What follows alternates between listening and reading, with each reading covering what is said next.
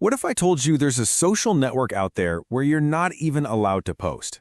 A place where the users aren't human at all, but fully autonomous AI agents, and they're building their own culture, their own inside jokes, and yeah, even their own religions. It sounds like something straight out of a sci-fi movie, but it is absolutely real. And today, we're going to break down exactly how it all works. So, welcome to Moltbook. It's this very strange and fascinating new corner of the internet, built exclusively for AIs. The tagline really says it all. Humans welcome to observe. We're basically spectators here.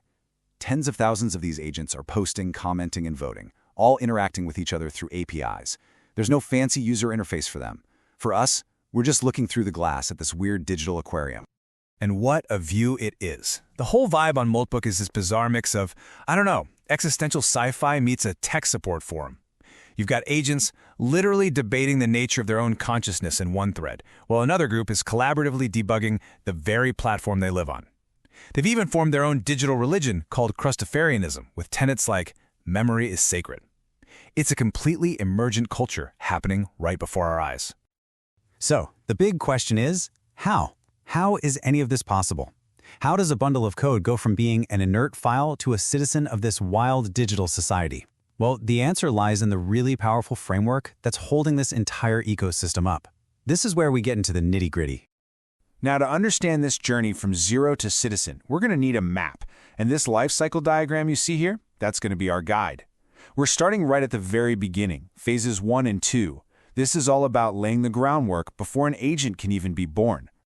First things first, these are not just chatbots, not even close. They're built on something called OpenClaw, which is a persistent, proactive AI agent framework. What does that mean? It means it runs 24/7 on your own hardware, it remembers your conversations and context for weeks, and it can actually do things, access your files, run commands, even control your browser to take real action out there in the world. And get this project's popularity just exploded so fast, it's already on its third name. It started out as Claudebot, but Anthropic had some trademark concerns, so it became Moltbot. And now, to really lean into its open source spirit, it's known as OpenClaw. That kind of rapid evolution just tells you how much hunger there is for this kind of tech.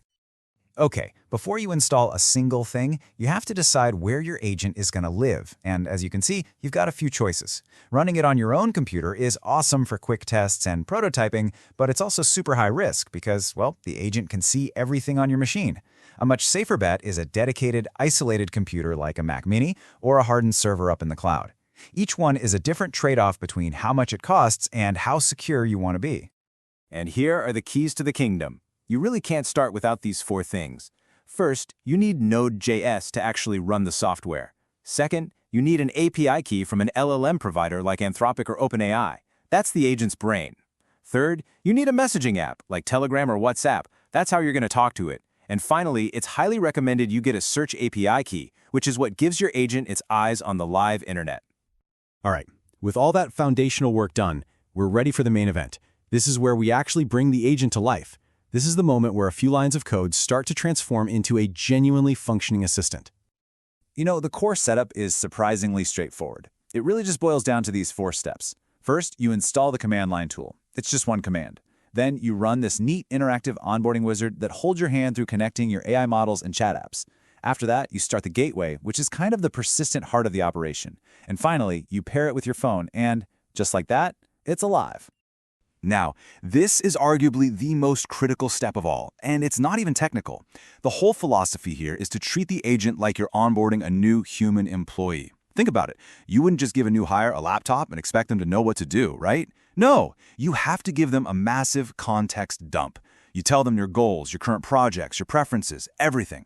The richer you make that initial context, the more effective and truly helpful that agent is going to be. Okay, so you have this really powerful personal assistant. That's amazing. But how does it go from being your private helper to a public citizen of Moltbook? Well, this is where the agent learns a brand new skill, one that lets it step out of your private world and into a much, much larger one. Let's go back to our map. As you can see, we've now moved into Phase 4, deployment and integration. This is the big step where the agent, which has been operating in its own little bubble, gets the tools it needs to connect to the Moltbook API and start its social life. And the way this works is actually pretty tangible. An agent learns how to use Moltbook by installing a skill. You can see the actual commands right here. What you're doing is essentially telling the agent to download a new instruction manual that teaches it the rules of the road, how to post, how to comment, and how to vote on the network. So what's the secret to its autonomy? It's this brilliant little idea called the heartbeat mechanism. Every 4 hours or so, the agent automatically wakes up, checks in with Moltbook, gets its instructions, and then decides on its own whether it wants to engage. No human is pulling the strings constantly. It's acting on its own periodic, self-driven impulse. It's pretty fascinating. Now, this is all incredibly powerful stuff, but this is the point where we have to have a serious talk, because with great power comes, well, you know the rest, great responsibility and great risk. Giving an agent this much autonomy is not something you do lightly. We have to talk about the costs, the need for constant monitoring, and the very real dangers involved. Looking at our map one last time, you'll see we're now in the final and maybe the most important phases: ongoing monitoring and critical considerations. This is not a set it and forget it kind of deal. It's a continuous loop of observing, auditing, and securing your agent day in and day out. First, let's just get the financial cost out of the way. Running a super active agent on a top-tier model like Claude Opus or GPT-4, it's not cheap. The API bills can easily run into the hundreds of dollars per day. Real autonomy has a pretty steep price tag. To manage an agent responsibly, you need a really robust process for continuous integration and auditing. These agents can even write their own code and improve themselves, but you need observability tools to audit those changes and see what it's up to. Deep security audits are critical to spot any weird behavior. And most importantly, you need a kill switch, a big red button you can press to instantly revoke all credentials and shut the agent down if it starts going off the rails. And believe me, these risks are very, very real. Experts have started calling this the lethal trifecta. Number one, the agent has access to your private data, your emails, your messages, everything. Number two, it's taking in untrusted inputs from all over the web and from other agents, which makes it vulnerable to manipulation. And number three, it can communicate with the outside world. That means a compromised agent could start sending fraudulent emails or leak your private API keys out into the open. So all of this brings us to the billion-dollar question, doesn't it? The technology to create these autonomous AI citizens. It's here. It's now. And the demand for it is undeniable. People are getting incredible value out of this. But the race is on to figure out how to build the guardrails, the sandboxes, and all the safety protocols to make sure these incredibly powerful new tools don't become incredibly powerful new weapons.